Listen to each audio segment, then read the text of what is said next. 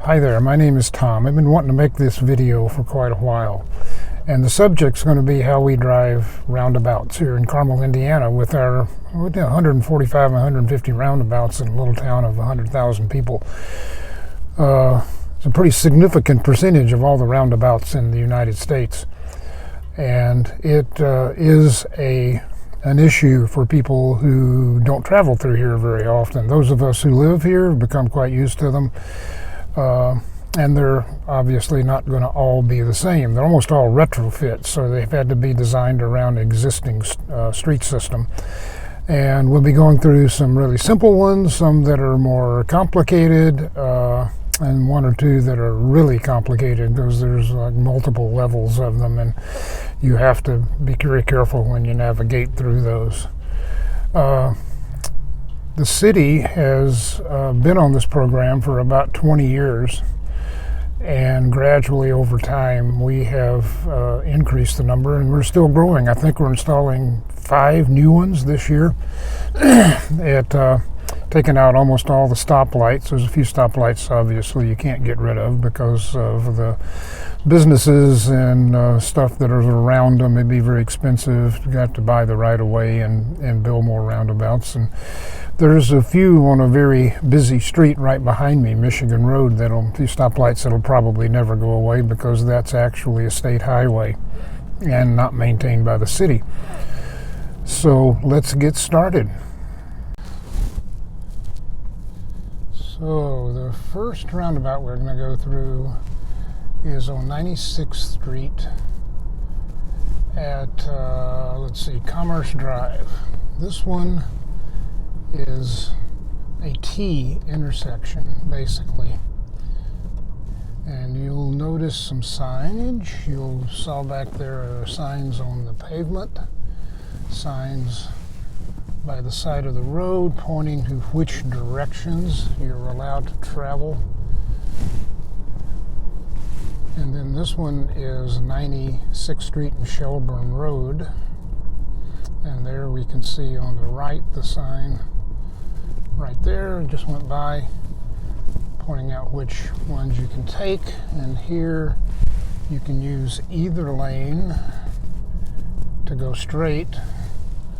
There is a driveway on the right you can go into, and on the left was Shelburne Drive. If you wanted to take Shelburne Drive, you would have needed to have been in the other lane, the left-hand lane, made a 270-degree turn left, and then exited onto Shelburne.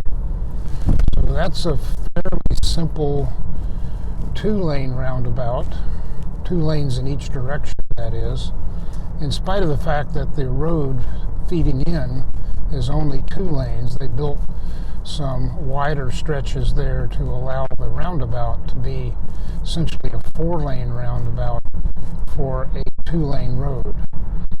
The next one we're going to come up to is going to be similar but much larger. This is, I think this one has the largest diameter of any roundabout in the whole city. Just by way of what am I doing this with? I've got an iPhone 14 mounted as a dash cam. I've got an external lavalier mic.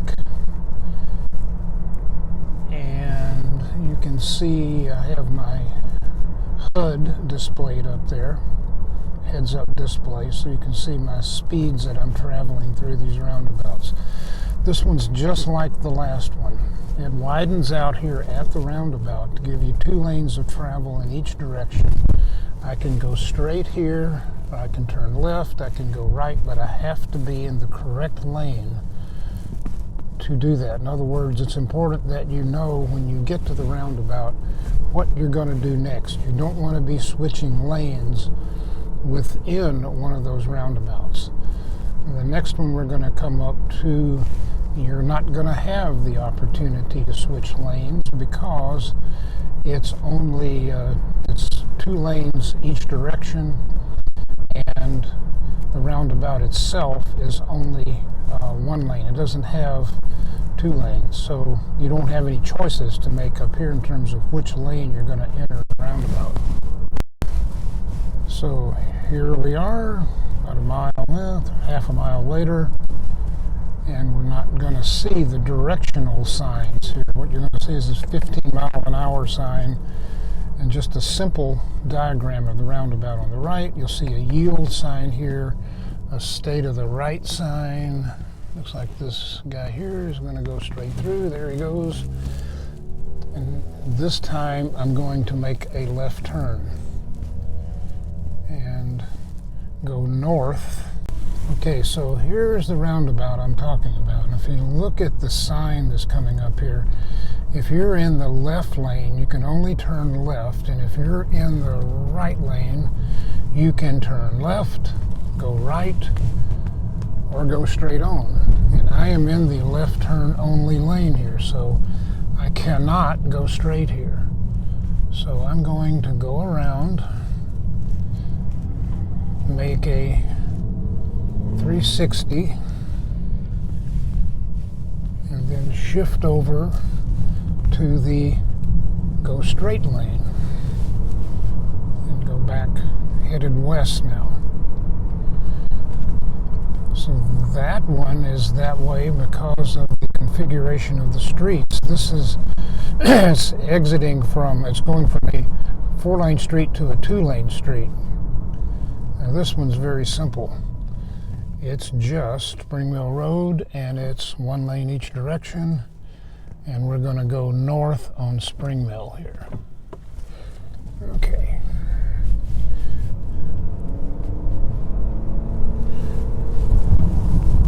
So now I'm at 1/16th and Spring Mill Road, almost. I'm a little bit west of that. I've turned off on a side street here, so I want to talk about very briefly what we're going to do.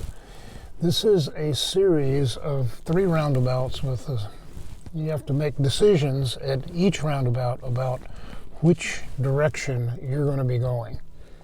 And my wife and I had a little accident at one of these about 4 or 5 years ago, and it was because a young lady chose to try to make a left turn out of the right lane. We were in the left lane, did not see her, and because she wasn't up beside us, we went to go straight, which we were in that left lane. You'll see here in a minute, you can go straight, but she was in the right lane trying to go, we'll be going east, she was trying to go north, and just as we started to make our exit, she hit the front of our car with her car. So here we go, and I just cannot emphasize enough, if you ever come to Carmel, Indiana, start driving these roundabouts, a couple of rules. One, the traffic in the roundabout has the right-of-way. So if you come up to a roundabout and there are people in it and you pull out into it and somebody hits you, it's your fault. Second, you have to know which lane you're supposed to be in for your intended direction of travel as you exit that roundabout. Otherwise, you're going to cause problems. And the third thing is you really don't want to be shifting lanes in the traffic circle. If you do, be very careful that there's nobody on your left or right that you're going to run into. Use your mirrors. Okay, so here we go.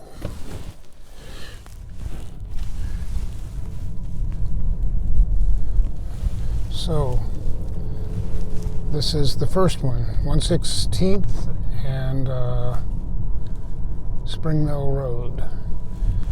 And I'm in the left lane. I've got traffic coming from the right, and it looks like he's going to go straight. No, he's going to turn. Nope, he went straight, and you saw him cross there. I'm going to exit here straight on. And the next roundabout's just right up here on Illinois Street. You'll see the sign here in a minute. There it went by. I can go straight or turn left from this lane. Car in front of me, the same. There's a Sonata off over. You can't see him on the screen, but he's on my right. Going through the roundabout, he can turn right or go straight. So I'm going to go straight here. I could turn left.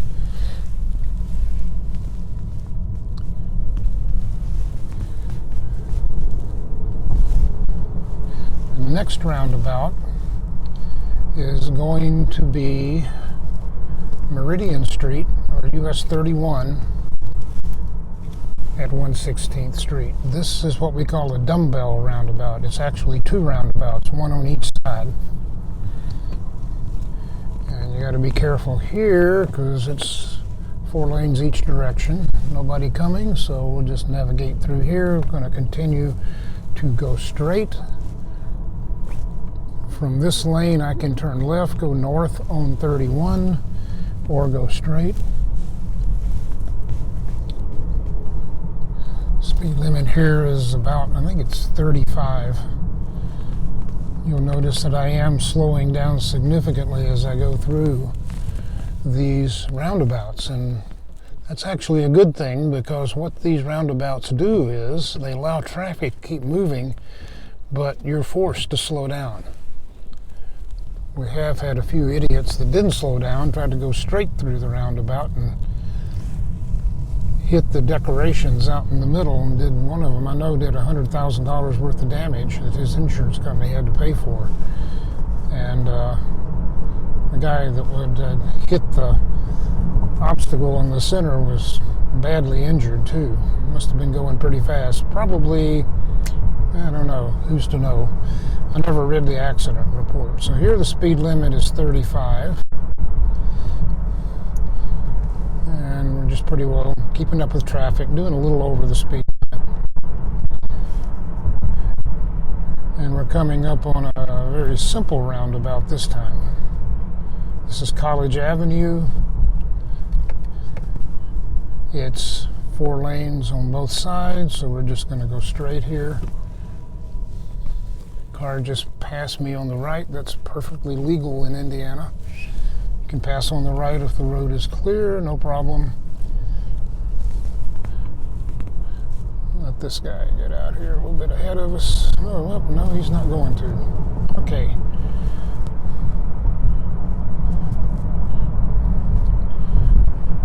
And then next up, Guilford and 116th. And it's the same thing. We can take either lane if we're going to go straight.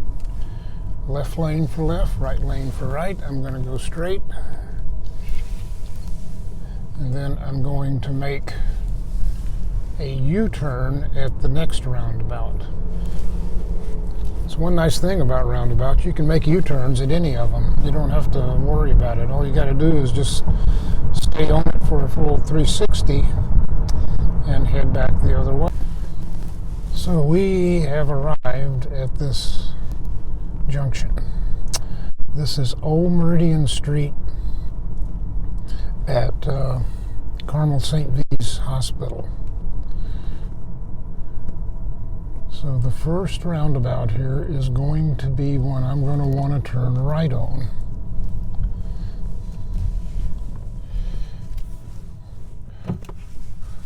The next roundabout I'm going to go left on, so I've got to switch lanes right here. My object is to get westbound. The road closed ahead. Smoky Row Road is closed for a construction project, so we're going to go stay in the left-hand lane here. I don't want to go right. I'm going west right now.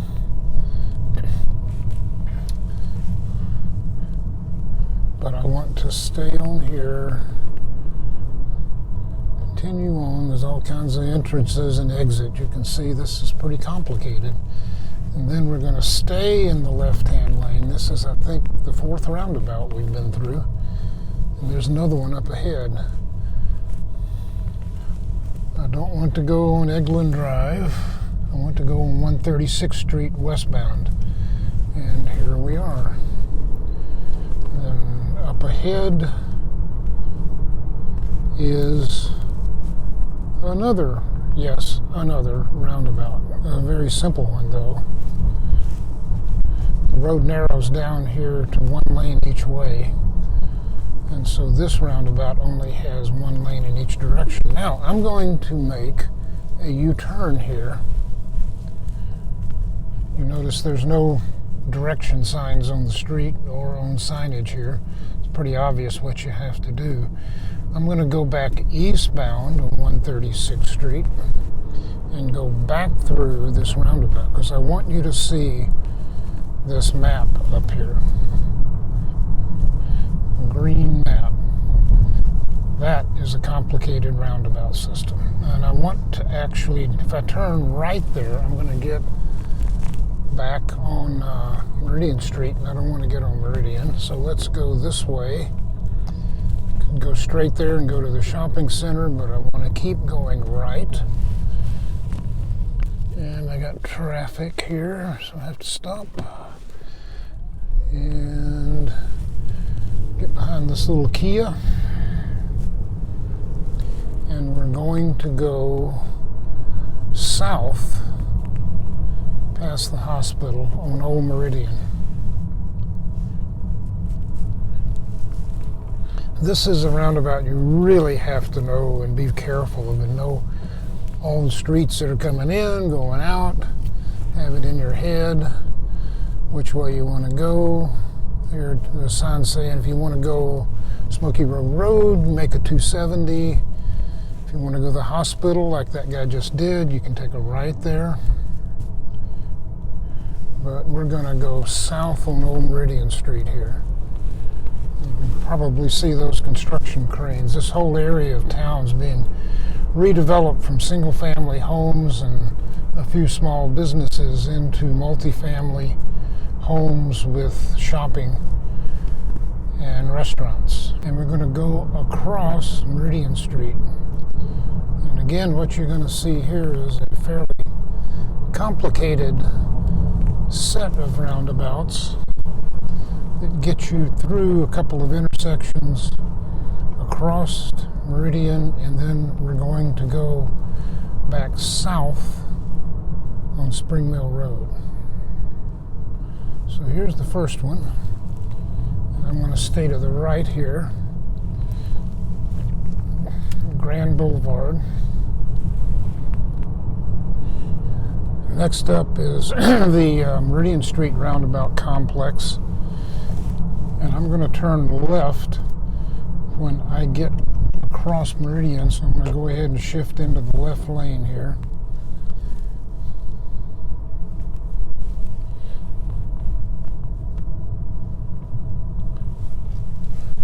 And this is the first one. I'm going to go straight, stay in the left lane, and it gets pretty busy on some of these main streets.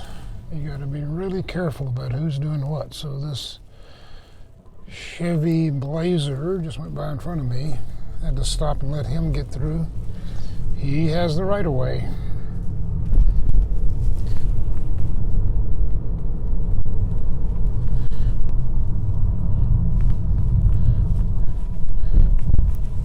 And then we are now across Meridian, and we're about to turn left and go north on Spring Mill Road.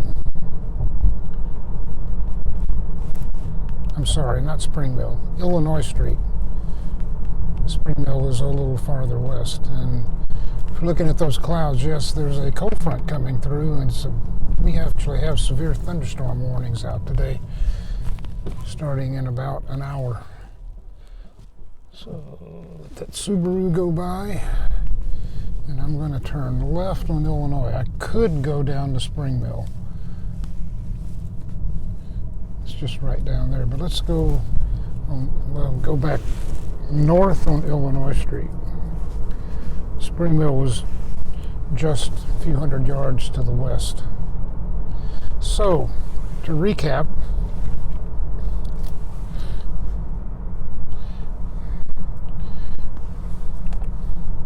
turn on the cruise control, set it at 35. Driving in this roundabout system is pretty easy as long as you obey the signs and know where you're going. Here I want to go straight, stay on Illinois, so we'll navigate that. I could have been in the other lane easily, and the speed limit just went up to 40. So set the cruise for 40.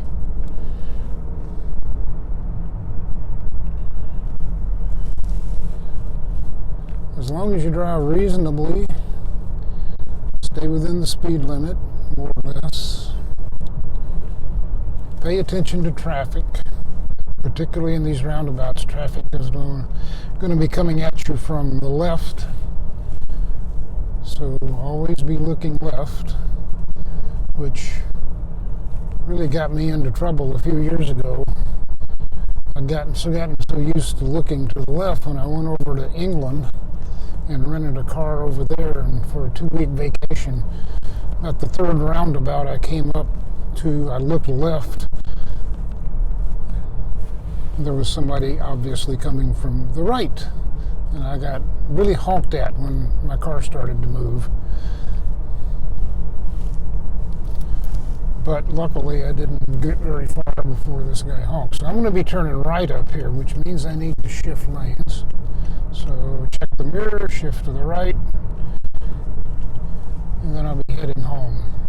And one more thing, this is the mileage that I recorded for all those roundabouts, 58.5 miles per gallon. That was a 15-mile drive maybe in city driving.